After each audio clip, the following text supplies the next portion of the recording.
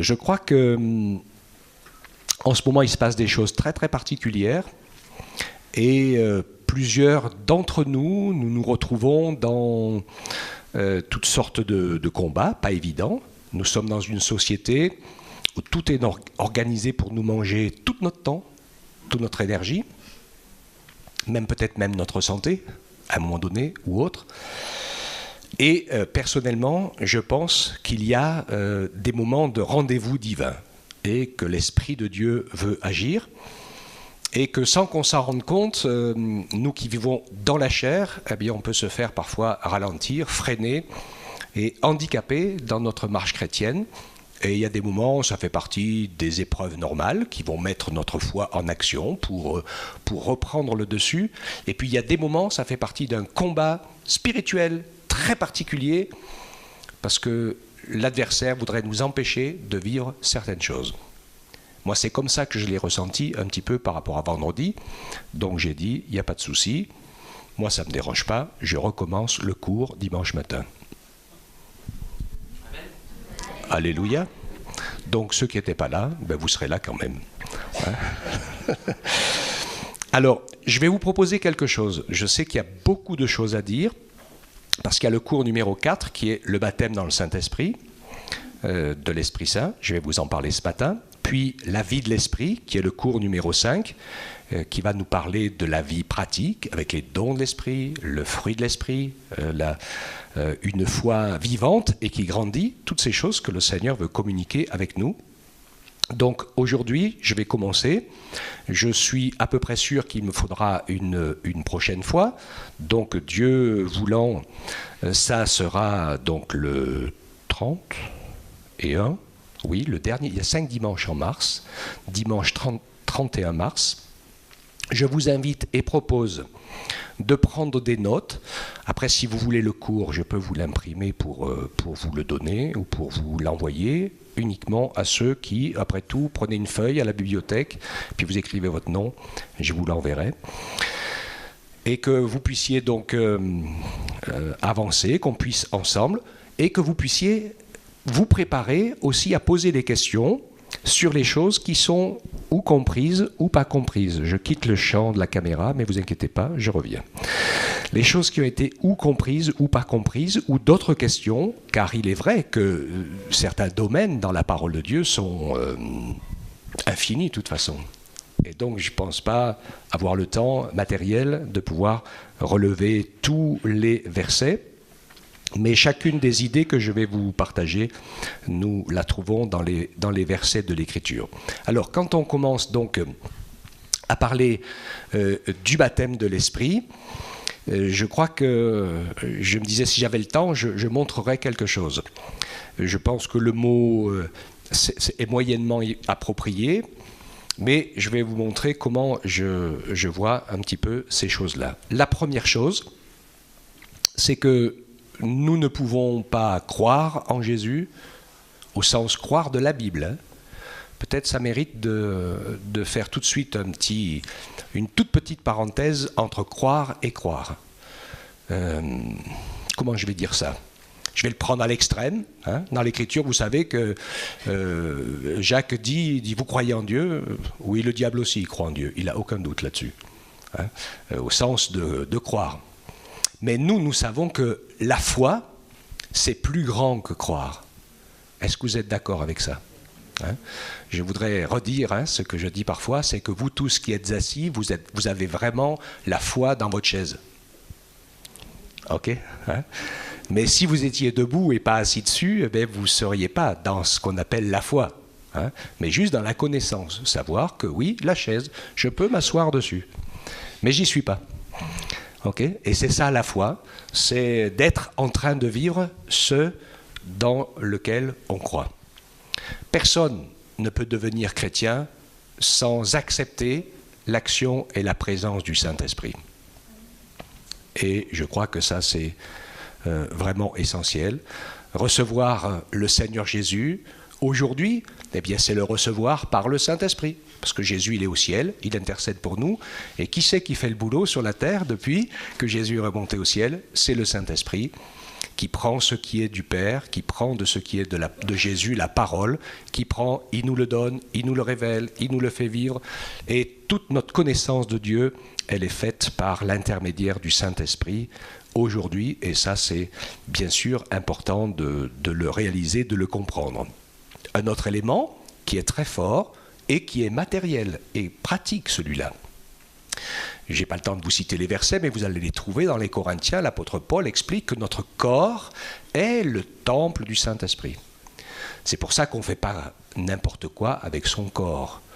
Surtout aujourd'hui, avec une moralité qui n'existe plus, où les gens font un petit peu n'importe quoi, ils ne se rendent pas compte, ils ne savent pas que c'est des alliances, des mauvaises alliances, et qu'ils utilisent leur corps, qui est le temple du Saint-Esprit, pour tout un tas d'autres choses, parfois même très dangereuses pour notre personne, pour notre âme et pour notre esprit. Et c'est donc très compliqué. Le Seigneur nous invite donc à nous rappeler que notre corps est le temple du Saint-Esprit et que nous sommes faits pour être remplis de son esprit. Alléluia. Personne ne peut dire que Jésus est Seigneur si ce n'est par le Saint-Esprit.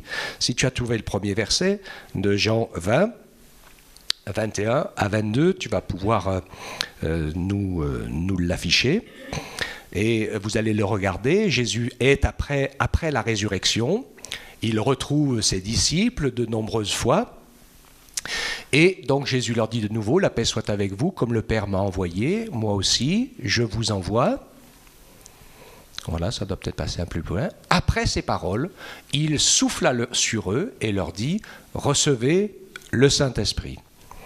Et ensuite, il va parler du pardon des péchés.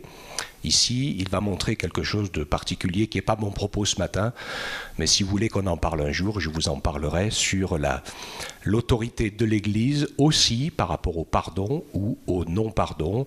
Je crois que la manière religieuse de s'en emparer a donné à l'Église une autorité qui n'est pas la sienne. Mais c'est vrai que si quelqu'un pêche contre Dieu, il a besoin du pardon de Dieu.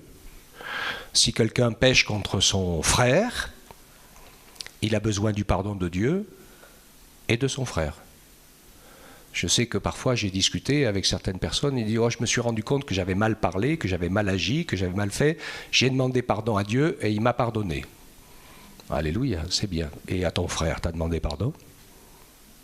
Parce qu'en général, il faut demander pardon à celui ou à celle qu'on a offensé dans la mesure où c'est possible, bien sûr, parce que des fois, il y a des personnes qui ne sont plus là, mais nous avons besoin d'être clairs à ce sujet-là. Et donc voilà, on voit la question du pardon ici. Pour nous, donc, ce qui est important ici, c'est ce moment tout à fait particulier. Pour moi, personnellement, au moment où Jésus souffle sur ses disciples et leur dit « Recevez le Saint-Esprit », c'est le moment de leur conversion. Vous savez qu'avant, il y avait un élément fondamental des chrétiens qu'ils n'avaient pas, qu'ils ne comprenaient pas, qu'ils ne saisissaient pas, qu'ils n'admettaient pas. C'était la mort de Jésus. Pour eux, Jésus était le Messie, oui, d'Israël, qui allait chasser les Romains et établir le royaume de Dieu pendant 1000 ans sur la terre, au travers d'Israël. C'était ça depuis le début. Et à chaque fois que Jésus leur parlait de sa future mort, de ses souffrances, Pierre a allé jusqu'à dire « Ah ben, à Dieu ne plaise, cela ne t'arrivera pas. Hein » Alors c'est un phénomène très intéressant, parce que je pense qu'il n'était pas vraiment converti à l'époque, et puis vous allez comprendre pourquoi d'ailleurs, puisque pour être vraiment converti, il faut pouvoir être né de nouveau, et pour être né de nouveau, il faut recevoir le Saint-Esprit, et pour que le Saint-Esprit puisse descendre en nous et entrer en nous, il faut que Jésus soit mort et ressuscité. Parce que c'est à sa mort et à sa résurrection que nos péchés sont résolus et que nous sommes lavés par le sang de Christ et que le Saint-Esprit peut venir habiter dans nos corps qui sont son temple. D'accord ? Donc à ce moment-là, le Saint-Esprit souffle sur eux, ils comprennent, ils réalisent la clé de la vie chrétienne et des disciples de Jésus, le Messie souffrant, la mort de Christ, voulu par Dieu. C'est pas vous qui prenez ma vie, dit Jésus, c'est moi qui la donne. Et il l'a donnée pour le salut et le pardon de nos péchés. Et à partir de ce moment-là, évidemment, il y a une réelle compréhension du message de Dieu et en même temps une réelle conversion, c'est-à-dire un réel demi-tour en se rendant compte que Dieu, le Père, le Fils et le Saint-Esprit est le maître des temps et de circonstances, qu'il a construit pour nous un salut parfait et que c'est à nous d'y entrer. Et en donnant sa vie au Seigneur par la repentance, cela permet au Saint-Esprit de faire naître en nous une réelle foi, celle qui est la foi biblique. D'accord ? Et ça, c'est vraiment important. Donc on se convertit par le Saint-Esprit. Quand on regarde Jean 14, les versets 15 à 26, il nous est parlé du Saint-Esprit qui convaincra le monde, les hommes, de péché, de justice et de jugement. Avec le Saint-Esprit vient le mot « convaincre ». C'est la première fois dans la Bible qu'apparaît ce mot, puisque avant les gens étaient enseignés. Alors les Juifs avaient vraiment de la chance d'être enseignés dans la bonne religion, mais c'était comme ce qu'on apprend à l'école. Un enseignement, c'est un enseignement. Mais une révélation ou une conviction du Saint-Esprit, c'est pas la même chose. Et on se convertit avec la révélation et la conviction du Saint-Esprit. Quand on demande pardon à Dieu de ses péchés pour la nouvelle naissance, c'est un élément fondateur. Le Saint-Esprit nous a montré, j'espère que c'est pareil pour vous, puis si ça ne l'est pas encore, eh bien, vous allez lui demander, que j'étais, moi je me rappelle quand ça m'est arrivé, le Saint-Esprit m'a montré que j'étais perdu. C'est tout. Et que j'allais tout droit en enfer, même si j'étais croyant, même si je faisais du mieux que je pouvais, même si ceci, même si cela. C'était une conviction du Saint-Esprit. Et en même temps que j'ai réalisé que j'étais perdu et que j'allais tout droit en enfer, eh bien j'ai réalisé qu'il n'y en avait qu'un seul qui pouvait me sortir de là, qui avait tout accompli pour ça, c'est Jésus. Alléluia. Avec la repentance par le Saint-Esprit, arrive bien sûr la foi dans le Seigneur, par le Saint-Esprit aussi. Nous allons voir ensemble que tout est vraiment conduit par le Saint-Esprit. C'est très important. Ensuite, dans Jean 16, les versets 5 à 15, nous voyons la suite de cette conviction et la suite de cette révélation. En fait, c'est que c'est le Saint-Esprit qui va nous aider à comprendre la parole, et il va nous donner des choses que nous avons besoin d'entendre et de savoir. Et pour la première Église, ça a été super important, ne serait-ce que la révélation des lettres de Paul, le livre de l'Apocalypse, les épîtres, ces révélations du Saint-Esprit à ses frères qui ont reçu la parole de Dieu pour l'Église jusqu'à la fin des temps. D'accord ? Par la révélation et l'inspiration du Saint-Esprit, ils ont pu dire les choses, prendre les paroles de Jésus et nous les donner pour que nous soyons enseignés dans la connaissance des temps, des circonstances et de ce qui va arriver. Dans nos vies, le Seigneur nous permet d'avoir ainsi, au travers de sa parole, une connaissance générale. À certains moments, par le Saint-Esprit, il va nous faire vivre une parole écrite dans la Bible qui sera une connaissance de quelque chose de particulier qui nous fait du bien, qui nous nourrit. Et ça, c'est super important, d'apprendre à se laisser nourrir par la parole de Dieu pour que notre foi soit fortifiée.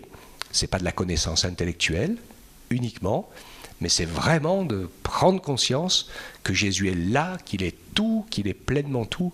On verra tout à l'heure ensemble un peu la différence entre la superstition, le mysticisme, qui sont deux dérapages par rapport à la foi, et puis ce que c'est que la vraie foi. Voilà pour la réception du Saint-Esprit, pour la nouvelle naissance, pour le pardon des péchés, pour le salut de notre âme et pour l'entrée dans la vie nouvelle que le Seigneur nous donne. C'est ce qui s'est passé avec les premiers disciples, on va dire les 120 qui étaient réunis tous ensemble dans la chambre haute et qui ont compris le message de l'amour de Dieu et qui maintenant attendent quelque chose parce que Jésus leur a dit, avant d'aller communiquer ce message autour de vous, attendez d'être revêtus de la puissance du Saint-Esprit. Donc ils se sont réunis très très régulièrement pendant plusieurs jours, depuis l'ascension jusqu'à la Pentecôte, c'est une dizaine de jours, puisque c'était 40 jours après la résurrection, l'ascension, et la Pentecôte c'est 50, c'est 50 jours après, pendant la fête de Pentecôte, où le Saint-Esprit s'est répandu de manière tout à fait particulière. On arrive donc au baptême du Saint-Esprit, Actes, chapitre 1, versets 4 à 8, où le Seigneur fait la promesse. Il rappelle, Luc, qui écrit le livre des Actes des Apôtres, rappelle la promesse, mais vous, c'est pas à vous de pouvoir dicter l'avenir et ce qui va se passer. Et on le comprend, puisque Jésus savait très bien que ce n'est pas la génération de l'Église naissante qui serait la génération du retour de Jésus en gloire.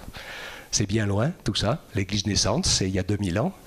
Et l'Église qui va voir Jésus revenir en gloire, eh bien, c'est certainement nous, ou juste peut-être quelques cheveux après nous, mais il semble qu'on soit vraiment très très proche, parce que pratiquement tous les signes annonciateurs de son retour sont accomplis ou sont en cours d'accomplissement. Alors il disait, vous recevrez une puissance, celle du Saint-Esprit, survenant sur vous, et vous serez mes témoins, donc à Jérusalem, dans la Samarie, la Judée, la Samarie, jusqu'aux extrémités de la terre. Donc ça nous rappelle quelque chose d'important. Donc à Acte 2, ils vont le vivre. Relisez Acte 2, et vous verrez que dans Acte 2, c'est ce jour de la Pentecôte où ils étaient tous ensemble réunis, en train d'adorer le Seigneur. J'aime beaucoup dire ça, parce que c'est... si vous attendez d'être baptisé du Saint-Esprit sans rien faire, vous allez attendre très très longtemps, parce que c'est à nous de nous y engager par la foi. Et c'est là où c'est toujours un peu compliqué quand on réfléchit, quand on calcule, quand on se pose des questions, et quand on essaye de maîtriser la chose. Et c'est pas plus bête que ça. Je pense qu'Océane ou d'autres qui l'ont vécu, on l'a vécu dans le lâcher-prise intellectuel, dans un moment d'adoration tout simple avec le Seigneur, où on ne se pose pas de questions, et puis un moment, pendant qu'on est en train de dire au Seigneur qu'on l'aime, qu'on est tellement heureux, on sent la joie, la présence du Saint-Esprit, et on se met à dire des mots qu'on ne comprend plus. Alléluia. C'est pas plus compliqué que ça. C'est aussi simple que ça. Et puis, petit à petit, le Seigneur va nous apprendre cette langue nouvelle qui nous est personnelle pour notre adoration. Nous avons eu l'occasion de faire la différence entre cette vie de l'esprit dans le parler en langue, c'est important. Dans la parole, l'apôtre Paul dit « Je parle en langue beaucoup plus que vous tous ». Donc ce n'était pas l'exercice du don des langues, parce que quand il parle de ça, c'est quand il était tout seul dans sa prière personnelle. Et il rajoute, celui qui parle en langue s'édifie lui-même. Donc ça, c'est le côté perso. Okay. Ensuite, il parle des dons du Saint-Esprit qui sont 9. On aura l'occasion de les voir, je ne pense pas aujourd'hui, dans la suite de l'étude. Et qui, à ce moment-là, bien sûr, c'est ce que le Seigneur veut nous aider à vivre pour que notre prière, notre témoignage, et c'est surtout le contact avec le monde, c'est quoi l'idée ? L'idée, c'est que quand on se laisse remplir de l'esprit et qu'on lâche un peu prise, c'est pour ça que je dis que c'est le parler en langue qui est le signe initial du baptême dans le Saint-Esprit, et que quand on vit cette expérience, après, eh bien, le Saint-Esprit sait à ce moment-là qu'on lui a donné la possibilité et l'autorisation de nous utiliser avec notre bouche ou autre, avec nos mains pour prier pour les gens, pour que le Saint-Esprit fasse quelque chose de particulier pour les gens. Et c'est ça l'exercice du don du Saint-Esprit. On a tous essayé de parler de Jésus avec nos mots à nous. Ça fait ni chaud ni froid aux gens. C'est juste une théorie religieuse de plus.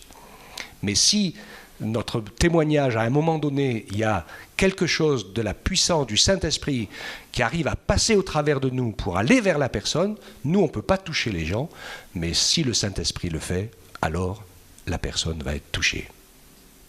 D'accord avec ça ? Si on prie pour quelqu'un, il n'y a pas de souci. Quand il y a un don de l'Esprit qui se manifeste dans la prière, il y a la guérison. Alléluia. Donc voilà pourquoi l'apôtre Pierre disait dans Acte 2, quand il s'est mis à prêcher, « Repentez-vous, que chacun soit baptisé pour le pardon de vos péchés, et vous recevrez le don du Saint-Esprit, car la promesse est pour vous, pour vos enfants et tous ceux qui sont au loin, en aussi grand nombre que Dieu les appellera. » Parce que Dieu appelle les hommes et les femmes. Donc entrez entrez dans l'expérience du Saint-Esprit, vous découragez pas, hein, même si c'est un petit peu difficile.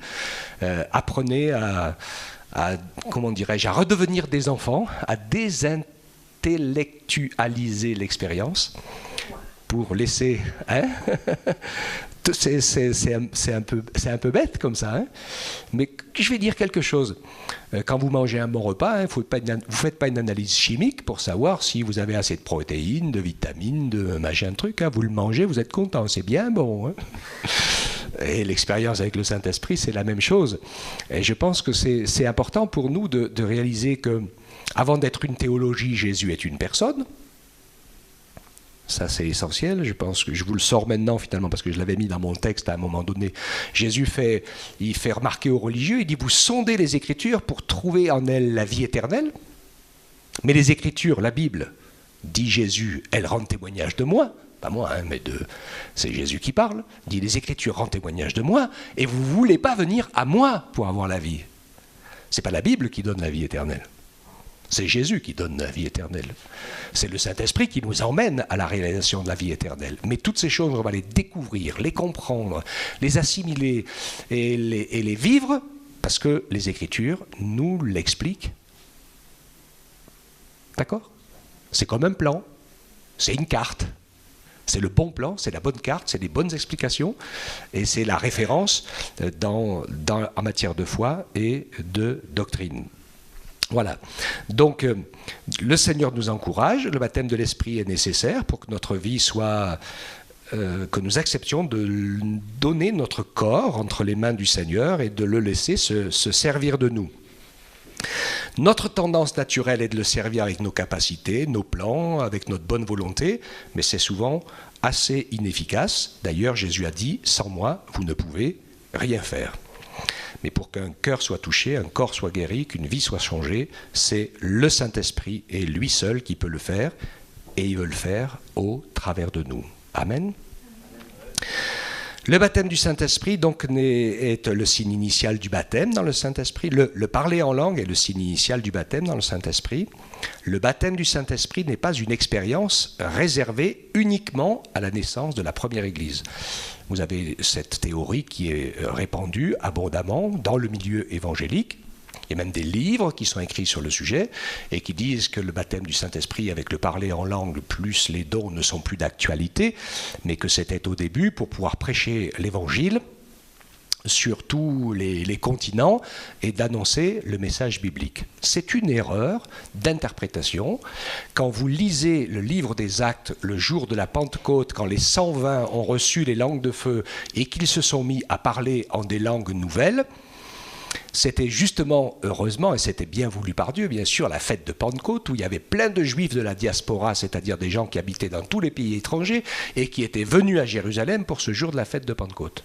Qu'est-ce qu'il est dit ? Il est dit qu'ils étaient étonnés parce qu'ils les entendaient parler des merveilles de Dieu dans leur langue. Donc c'était un phénomène surnaturel qui les étonnait.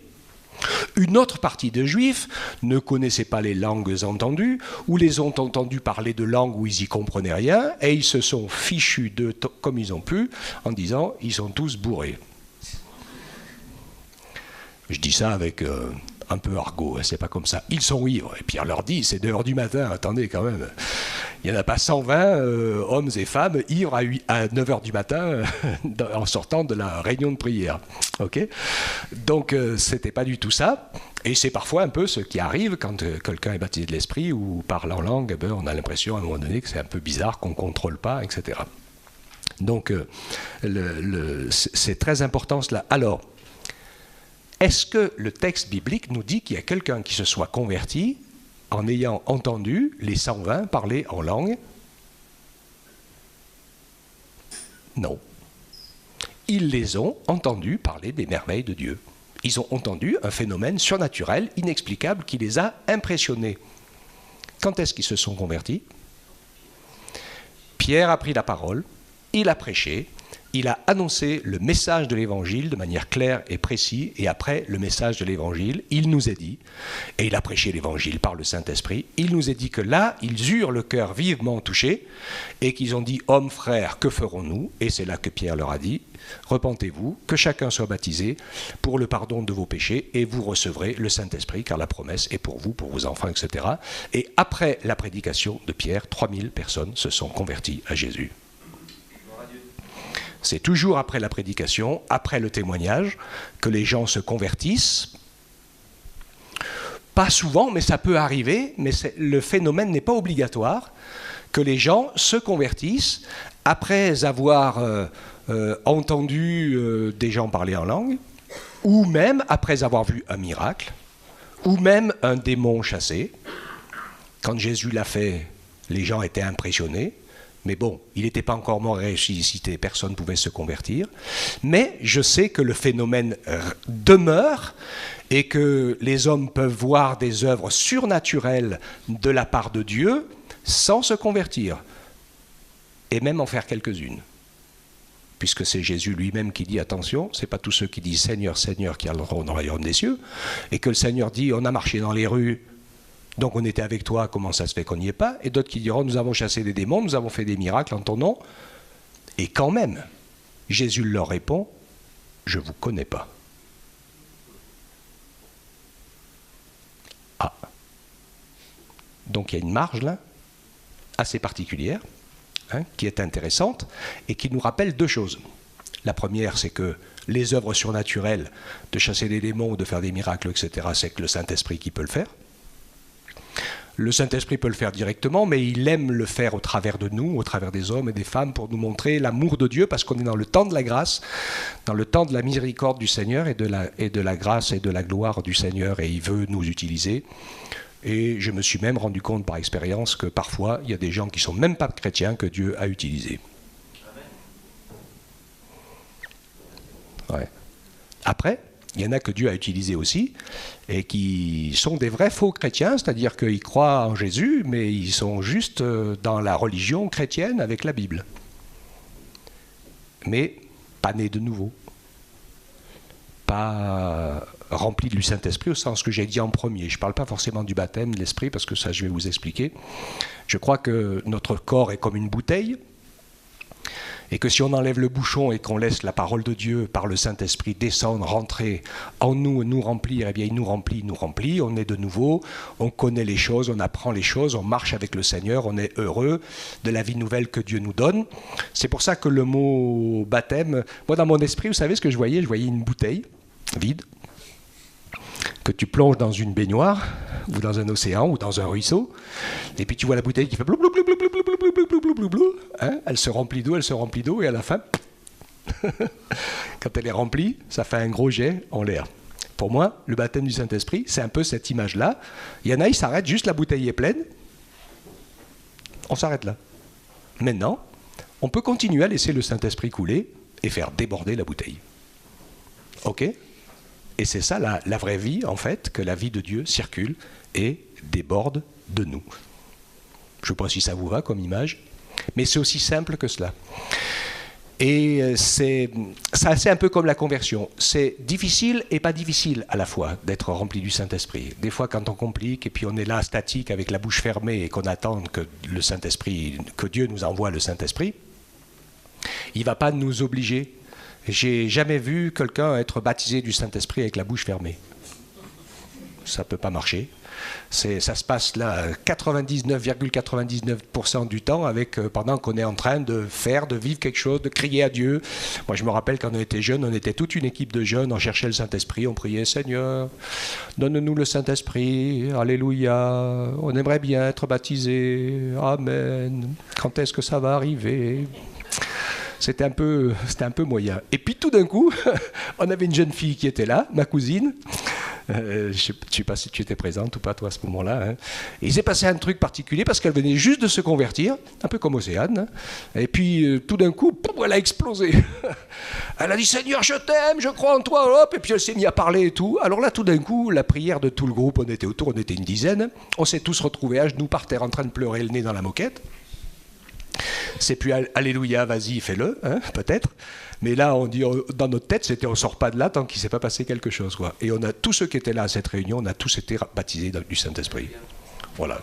C'est aussi simple que ça. Hein, et il faut, mais ça demande de nous donner.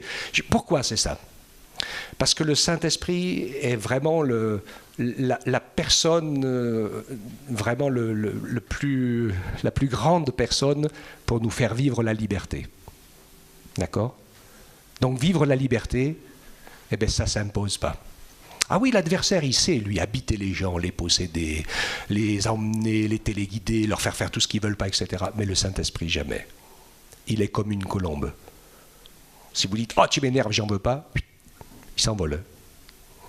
Mais lui, le Saint-Esprit, il est à côté de nous, en nous, il nous remplit, et il dit si j'ai besoin de toi, alléluia, je vais t'aider. Et là, il va nous donner la force, etc., etc. Mais jamais il va nous obliger, jamais il va faire sans nous, et jamais il va s'imposer. Ok?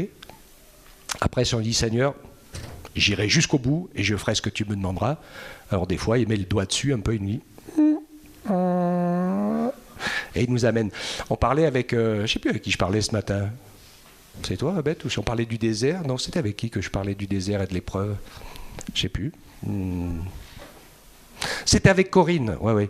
Et c'était important, hein, parce qu'on disait que le Saint-Esprit nous conduit, et je précise encore, quand Jésus a été rempli du Saint-Esprit, après le baptême d'eau, la première chose que le Saint-Esprit a fait, vous le savez, hein, il l'a conduit au désert. Et nous, des fois, il nous arrive des trucs bizarres dans notre vie chrétienne. On a une église, on a un pasteur, on a des frères et sœurs, et c'est alléluia. Et puis nous, on se retrouve tout d'un coup dans une espèce de tunnel, dans un tuyau. Et là, à ce moment-là, on a l'impression que le pasteur nous oublie, tous les frères et sœurs nous oublient, on se retrouve tout seul au monde. Et là, on est très en colère, on n'est pas content. On dit, oh, cette église, il n'y a pas d'amour. La seule chose que vous avez oubliée, c'est juste que c'est le Saint-Esprit qui vous amène au désert. Et en général, quand le Saint-Esprit vous amène au désert, il n'y a personne autour. C'est ça le désert, non? C'est un endroit aride où vous êtes tout seul. Et dans lequel vous devez apprendre, parce que c'est super important. Pas toujours, hein, mais il y a des moments, Dieu veut nous faire grandir et il veut nous apprendre à franchir quelques marches tout seul, entre lui et nous. Parce que sinon on reste des enfants. « Oh maman, j'ai besoin de toi. Oh papa, viens me secourir. » On a toujours besoin de quelqu'un d'autre pour faire les choses à notre place. Mais si le Seigneur te dit, j'ai besoin que tu franchisses un pas, je te mets dans le désert et tu vas apprendre. N'en voulez pas aux autres, ni à personne. Faites confiance au Seigneur et puis dites, Seigneur, allez, je serre les dents et je vais découvrir ce que tu veux m'apprendre et puis je vais grandir. Amen. Hein, c'est super important de voir un petit peu les choses comme ça. Je me suis un peu éloigné du sujet quand même. Mais bon, hein, je crois qu'il faut prendre le temps, hein, pour partager la parole de Dieu. Alors ce que je voulais dire ici, hein, c'est que en fait, donc le baptême du Saint-Esprit, cette expérience du parler en langue, qui est une réalité physique, qui fait que je laisse mon corps et ma bouche faire et dire des choses que c'est pas moi qui les commande, bien que si je veux m'arrêter, ça s'arrête, hein, en général. Peut-être des fois, les premières fois, quand on vient juste de baptiser du Saint-Esprit, des fois on a un peu du mal à s'arrêter de parler, on est un peu, il y a le feu sous la marmite, hein, mais vous inquiétez pas, c'est pas grave, il n'y a pas de problème. Mais normalement, après, dès qu'on veut que ça s'arrête, ça s'arrête. Mais c'est tellement bien quand on le vit.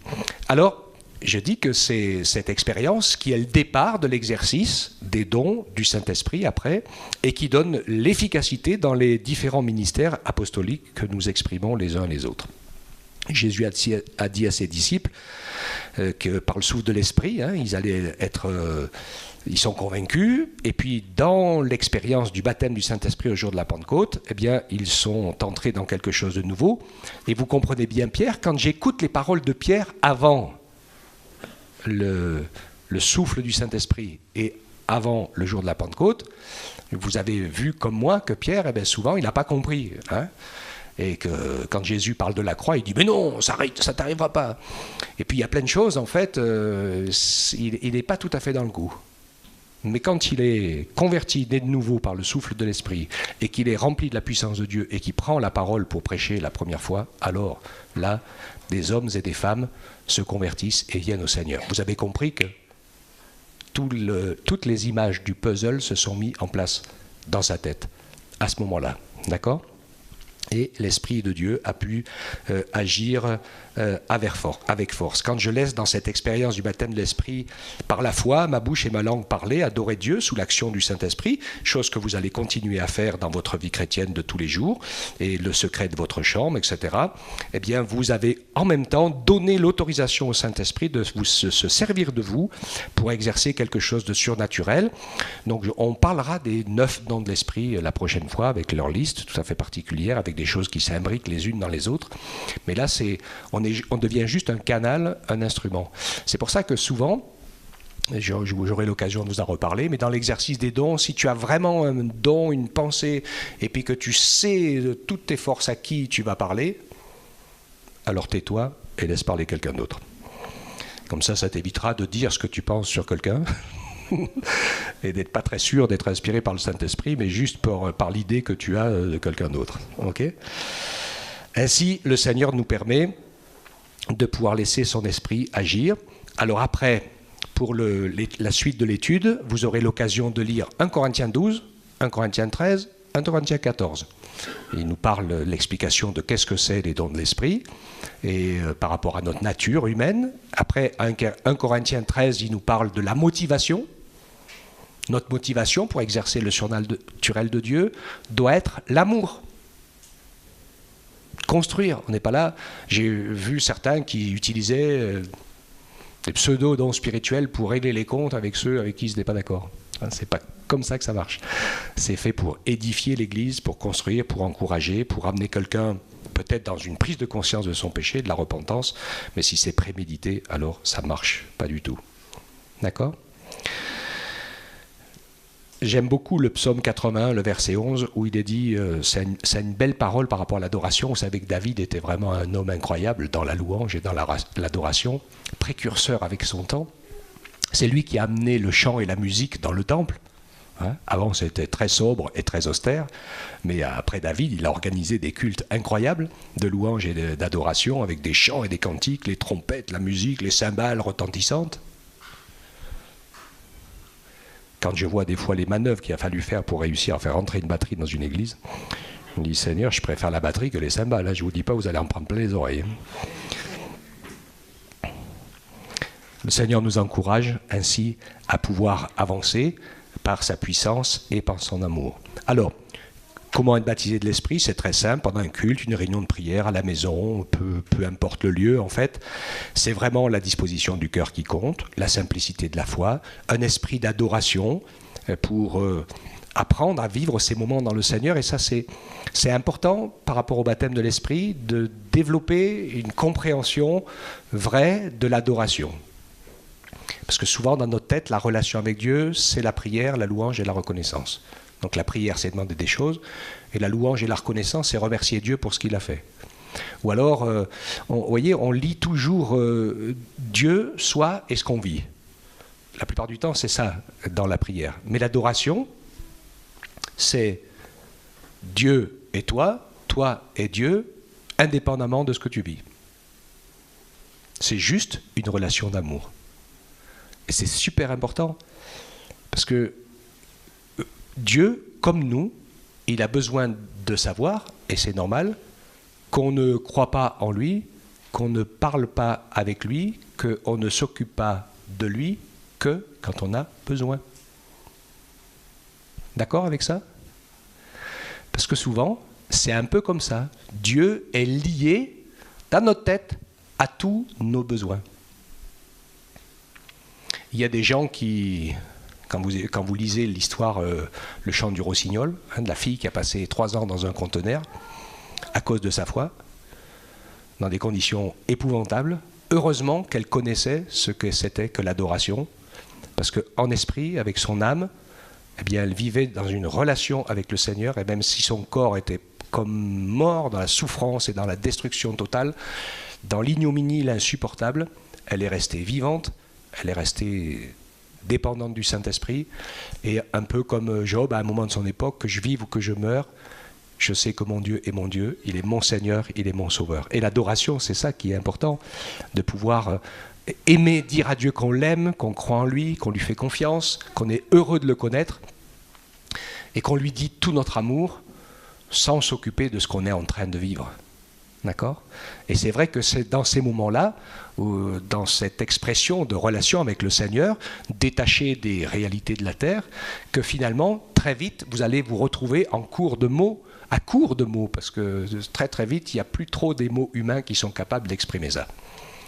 Et donc on se met à dire d'autres choses, mais en fait, qu'est-ce qui se passe là à ce moment-là ? C'est juste que l'Esprit de Dieu prie, adore et célèbre le Seigneur au travers de nous, juste pour nous apprendre à vivre une relation par son Esprit. Alléluia. Rien que le fait d'être ensemble, unis, c'est tout. C'est le plus important pour toi, pour moi, mon frère, c'est d'être unis au Seigneur dans la communion du Saint-Esprit. C'est bien plus important que d'être unis aux choses de la terre, matérielles ou autres, que nous laisserons tout de toute façon. Ok, hein? Dieu veut tout simplement nous y encourager et nous fortifier dans ce sens-là. Et donc, voilà, il nous est parlé dans Acte 8, 17, qu'à plusieurs reprises, eh bien, les serviteurs de l'époque sont allés imposer les mains aux frères et sœurs qui étaient là pour qu'ils soient remplis du Saint-Esprit. Bon, le jour de la Pentecôte, personne n'a imposé les mains. Et le jour où Pierre a prêché pour la première fois la bonne nouvelle de l'Évangile aux païens, donc Corneille et toute sa famille, il n'a même pas eu le temps de finir la prédication, qu'ils ont tous été remplis et baptisés du Saint-Esprit. Alors personnellement, je sais que quand je prie avec les frères et sœurs pour le baptême du Saint-Esprit, j'aime mieux souvent que ce soit fait dans un culte, dans une réunion, etc. Je fais très attention de savoir si j'impose les mains ou pas, parce que je me suis rendu compte que pour certains, au moment où tu poses les mains sur eux, ça les arrête complètement, ils se demandent ce qui leur arrive. D'accord, hein, s'ils sont déjà partis dans l'adoration, la présence du Seigneur, il ne faut surtout pas les toucher, parce que ça va arriver tout simplement. D'autres, ils ont besoin, comme un encouragement de la foi fraternelle, de communiquer aussi la grâce, l'amour, l'adoration du Saint-Esprit. C'est comme aide-moi, hein, aide-moi, partage avec moi, prie pour moi. Mais c'est pour ça que j'encourage vraiment chacun, chacune à ne pas rester dans le silence pendant les cultes ou autres, mais prenez votre place, adorez Dieu, prenez la parole, et si vous avez envie de crier, de dire à Dieu son amour, eh bien laissez faire, parce que des fois c'est au bout de cette, en fait, du brisement de notre résistance, de la sagesse humaine qui tient tout bloqué, eh bien, qu'on permet simplement au Saint-Esprit de nous utiliser. Alléluia. Et pour certains, ça les retient un peu, parce que ça peut paraître un peu humiliant, un peu dépassant, ça nous dépasse un peu. Et ça fait partie du concept que je suis en train de vous dire, que de toute façon, nous, l'être humain, on doit toujours être au second. Et que c'est l'Esprit de Dieu en nous qui doit être au premier. C'est ça l'essence même de l'exercice des dons de l'Esprit. Du talent, ou de la prédication, ou des dons, après, on verra, ou des fruits de l'Esprit. Mais il y a une différence entre les talents et les dons. Hein. On a reçu, qu'on sait chanter, jouer de la musique, on sait faire plein de choses. On a des talents que Dieu nous a donnés. Et ça, c'est nous. Mais même nos talents, ils doivent se convertir. Hein. Je vous l'ai déjà expliqué ça. Donc, pour être efficace et servir le Seigneur. Et puis, les dons surnaturels du Saint-Esprit, évidemment, c'est autre chose. C'est juste que ce n'est pas nous les patrons. C'est le Saint-Esprit qui sait ce qu'il veut faire. Il veut aller voir quelqu'un, il veut toucher quelqu'un, il veut bénir quelqu'un, il veut parler à quelqu'un. Qui de mes servantes et de mes serviteurs va y aller et me laisser faire? Alléluia.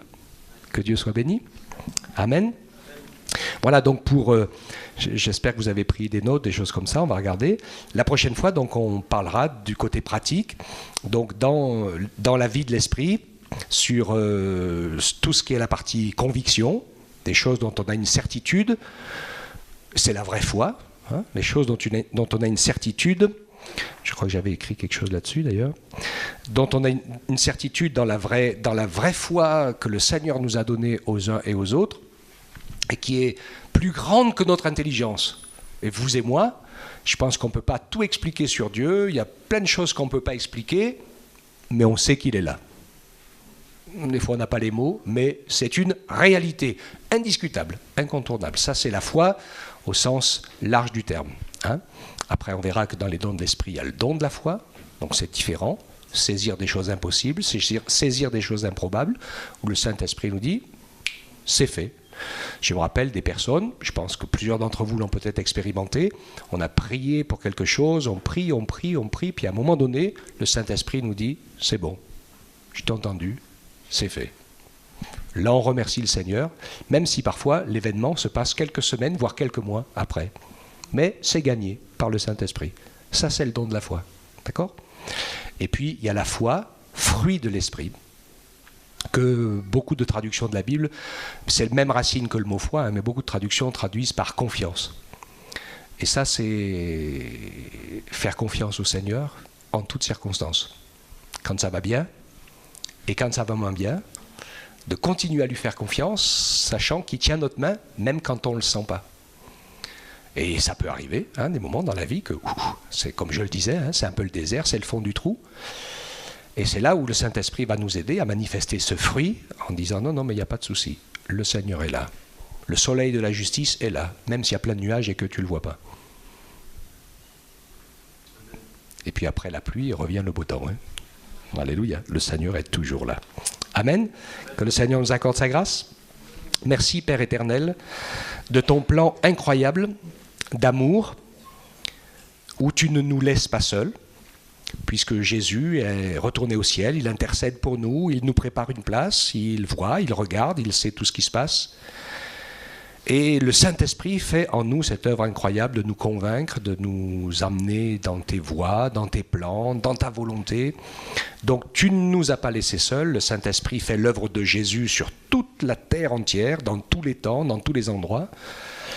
Et tu veux nous utiliser tous, nous aider à aimer ton Esprit Saint, à en être remplis, et puis aussi, avec foi, à le laisser déborder de nous. Donne-nous l'humilité, la simplicité d'enfant pour te laisser faire et donne-nous de ne jamais oublier que tout ce qui est fait de manière glorieuse et surnaturelle, ça ne sort pas de nous, mais c'est ton Esprit Saint en personne qui le fait au travers de nous. À Dieu seul soit la gloire. Et la seule chose qui est notre gloire, c'est de nous être laissés utiliser, tout simplement. Amen. Sois béni, Seigneur. Donne-nous d'aimer ces choses-là parce qu'elles font partie de ta personne, elles font partie de ta nature, c'est la vie naturelle du Saint-Esprit, de la présence de Dieu qui sera la réalité éternelle qui ne changera jamais, la présence et la communion du Saint-Esprit, alors que tout un tas d'autres choses sur la terre et la vie comme on la connaît aujourd'hui, un jour disparaîtra avec toutes ses attractivités. Ces pièges et tout ça, ça s'arrêtera, mais toi, Seigneur, tu demeures le même et je te prie, pour moi et pour mes frères et sœurs, apprends-nous à aimer, à construire notre foi et notre vie chrétienne sur le roc, sur l'inébranlable, car la terre et les ciels, tout passera. Mais ta parole est inébranlable, elle ne passera jamais, elle est la colonne vertébrale de tout. Seigneur, merci pour ta personne bénie, merci pour la communion du Saint-Esprit, Père. Merci parce que nous ne sommes plus seuls. Tu es avec nous tous les jours, tu l'as promis, jusqu'à ce que tu reviennes et c'est vraiment notre joie et notre paix. Aide-nous, Seigneur, à humblement nous laisser sceller dans les certitudes de ton esprit, à être fortifiés dans notre homme intérieur pour construire une vraie foi, une solide foi en toi et que ton nom soit ainsi béni, glorifié et célébré. Au nom de Jésus. Amen. Amen.